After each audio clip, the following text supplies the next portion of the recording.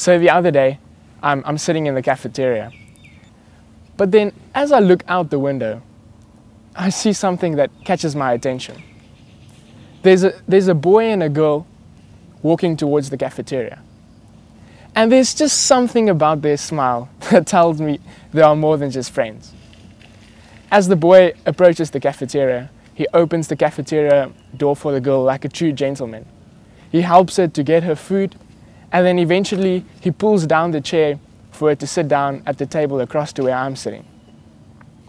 I'm busy observing the situation, and they're busy talking about this and about that, and then something happens. The boy bends over and he whispers something to the girl. "I need you like a heart needs a beat." A heart without a beat. That's useless. Or what is a pen without ink? It's useless. When my pen runs out of ink, it's just useless. So I'm sitting there in the cafeteria and I'm thinking about things in life that would just be absolutely useless. Like the cafeteria without food. Useless. Or what about a car without an engine? Useless. Or what about my watch and it can't tell the time? It's useless. Or what about a toilet that can't flush? That's just useless.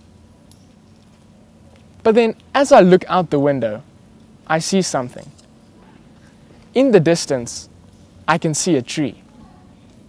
What about a fruit tree that doesn't bear fruit? Useless.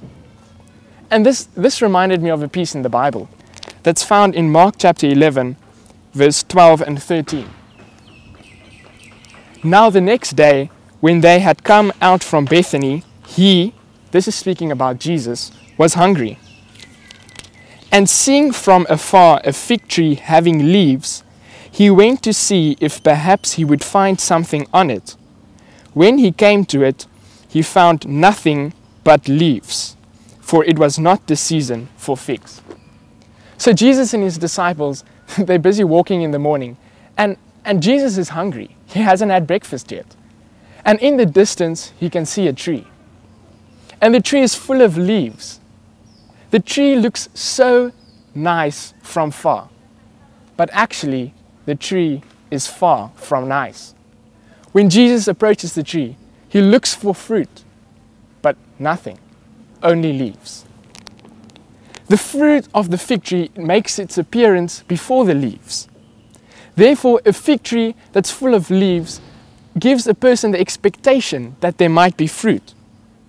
So Christ approaches this tree and he expects to find fruit. He searches from the lowest branch to the upmost branch, but he finds nothing but leaves. This tree was deceptive because its leaves promised something that it couldn't deliver. The leaves promised fruit, but there was nothing. There was nothing wrong with the soil. There was nothing wrong with the area the tree was in. There was simply no fruit. And this reminded me of another parable that Jesus told in Luke chapter 13, verse 6 and 7. He also, this is Jesus, spake another parable. A certain man had a fig tree planted in his vineyard, and he came seeking fruit on it and found none. Then he said to the keeper of his vineyard, "Look, for 3 years I have come seeking fruit on this fig tree and find none. Cut it down. Why does it use up the ground?" But he answered and said to him, "Sir, let it alone this year also, until I dig around it and fertilize it. And if it bears fruit, well, but if not, after that, you can cut it down." This tree had been given everything it needed to be a fruitful tree. It sat in a good location, it grew in good soil, it had enough rain and enough sunlight. Still, there was no fruit. Let's face the truth today. We have been given every spiritual advantage that God can give to us. We have His Word, we have His truth, we have His church. God has blessed us in abundance. There is no excuse for us to be fruitless trees. We have all the appearances of life. We read the right Bible, we preach the right sermons, we pray the right prayers, and we sing the right songs. When people look at the church, they can see our leaves. We have a reputation in the world. They see our leaves. But is there any fruit? Or are we all leaf? So here is what we need to see today. The Lord is looking for fruit. If He finds fruit in our lives, He will bless us abundantly and He will cause us to be even more fruitful. But if He does not find fruit in our lives, He will take whatever steps are necessary in order for us to be fruitful. The question is, what will it take to bring you to a place of fruitfulness? What will the Lord have to do in your life to cause His fruit to appear? These are questions worth considering today.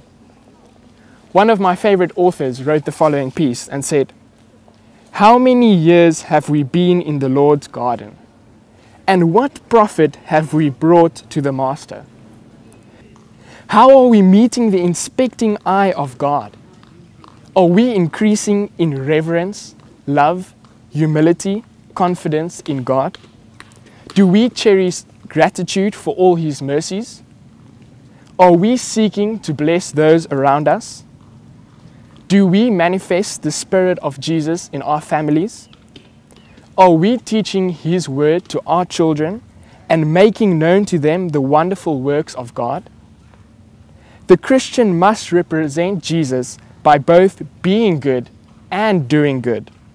Then there will be a fragrance about the life, a loveliness of character, which will reveal the fact that he is a child of God, an heir of heaven."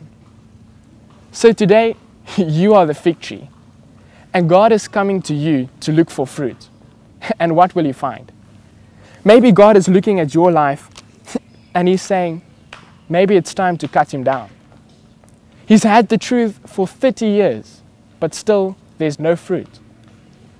But Jesus is looking at your life and He's saying, wait, let's just give him one more year. Just one more year. If there's no fruit, we can cut it down. But if there is, well. In John chapter 15, verse 16, Jesus says, "You did not choose me, but I chose you and appointed you that you should go and bear fruit, and that your fruit should remain, that whatever you ask the Father in my name, He may give you." The question is, what will it take to bring you to a place of fruitfulness? What will the Lord have to do in your life to cause His fruit to appear? Do you have fruit, or are you like this fig tree? All leaf, but no fruit.